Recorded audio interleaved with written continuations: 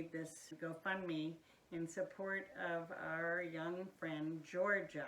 Georgia was born as a beautiful, healthy baby girl, and about 3 weeks later, on her first outing from the house, she and her mom were in a tragic car accident. Unfortunately, her mom, Pam, did not survive the accident, and Georgia was severely injured.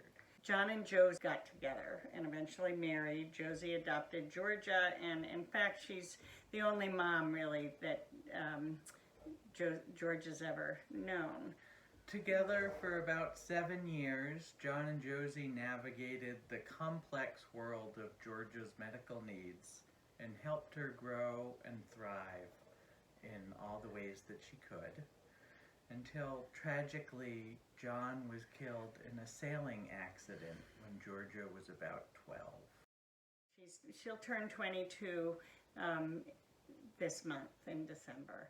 And at that time, she will no longer be able to attend Transition Academy at U32, which means also that there will be no transportation for her power chair. So we're trying to raise funds to help Josie buy a van that has the capacity to move Georgia in her power chair. So when she was 11, she started falling more, and that's when they found out that she had some pockets in her spine, some fluid around her spine. And seeing her after those surgeries lose her mobility was probably one of the hardest things seeing with Georgia. Right after the surgery, she would try to get out of bed and she wanted to do something in the hospital, and she would, try to stand up and she would start to fall and I would have to catch her. And she just didn't understand why she couldn't walk.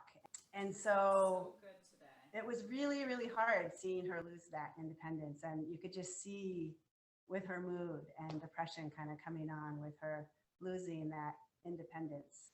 Even the first time she ever sat in a power chair with me, and just seeing her just perk up and then take off. She was just so excited to explore in a way that she just wasn't able to. I love to see Georgia empowered, and in her power chair, it is her embodiment of empowerment.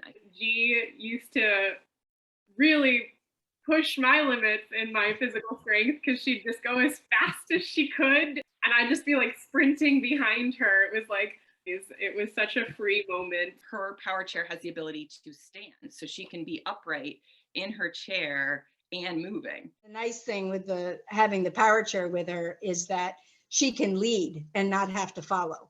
And she does lead you. I'm very excited about her ability to have that chair with her when she visits us and when she's working in the community. And it's also getting really difficult to lift her in and out of the car. And it's difficult for the caregivers to lift her in and out of the car. But at school, they have the one that she can drive into, and she can be buckled into the van in her chair, which has been awesome. So the caregivers don't have to lift her in or out. She has the independence of going in and out. Georgia is this amazing, lively person when she's given the tools she needs. Well, her whole self is just different. It's a postural change. It's a cognitive change. It's an emotional change. They all know her and love her in the library. She comes in and right away, they're like, "Hi, Georgia, how are you doing today?" So, and having her work there she's been working there throughout the school, but having her work there after is just going to be so fun. Yeah, I think the one hurdle to making this transition is her being able to get around the community in a vehicle that will support this kind of a power mobility device. Graduation was a real powerful thing to watch, and of her being able to come into graduation with her peers in a standing mode in her power chair, so she was at the same level as her peers, and then to get onto her walker, and actually instead of having steps, they actually built a ramp for her to school. And so she was able, with her walker and of course someone helping, she was able to walk up, get her diploma, and walk back down.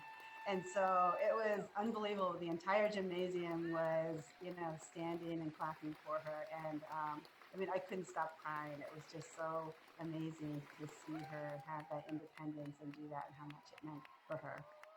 Mobility is a human right. To make that human right as accessible as possible for someone with limited mobility, the ability to give that control back to another human being is huge.